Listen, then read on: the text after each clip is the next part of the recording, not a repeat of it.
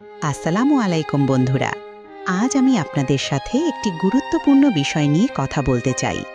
আমরা প্রায়ই জীবনে এমন সিদ্ধান্ত নিই যা আমাদের চোখের সামনে যা দেখি তার উপর ভিত্তি করে।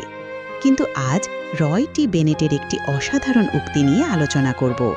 তিনি বলেছেন, যা আপনার হৃদয়কে আকর্ষণ করে তা অনুসরণ করুন, যা আপনার চোখকে আকর্ষণ করে তা নয়। এই কথাগুলি কতটা গভীর তা একটু ভেবে দেখুন।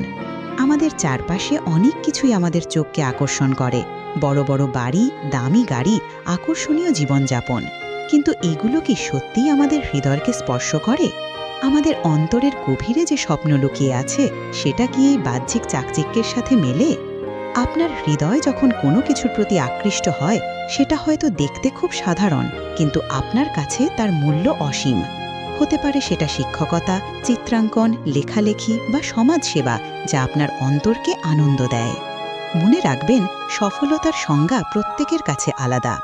অন্যের জীবনের বাহ্যিক সাফল্যের সাথে নিজের তুলনা করা থেকে বিরত থাকুন। আপনার হৃদয়ের ডাক শুনুন, কারণ সেখানেই লুকিয়ে আছে আপনার প্রকৃত সুখ ও সন্তুষ্টি।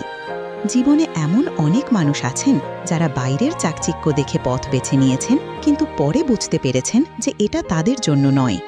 আবার অনেকে আছেন যারা তাদের হৃদয়ের ডাক শুনে এগিয়ে গেছেন। হয়তো প্রথমে কঠিন মনে হয়েছে, কিন্তু শেষ পর্যন্ত তারাই প্রকৃত সুখ খুঁজে পেয়েছেন। বন্ধুরা, আজকের এই ভিডিওটি যদি আপনাদের ভালো লেগে থাকে তাহলে অনুগ্রহ করে লাইক করুন, চ্যানেলটি সাবস্ক্রাইব করুন এবং আপনার মতামত কমেন্ট সেকশনে জানান।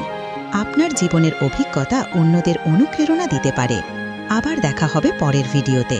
ভালো থাকুন, সুস্থ থাকুন।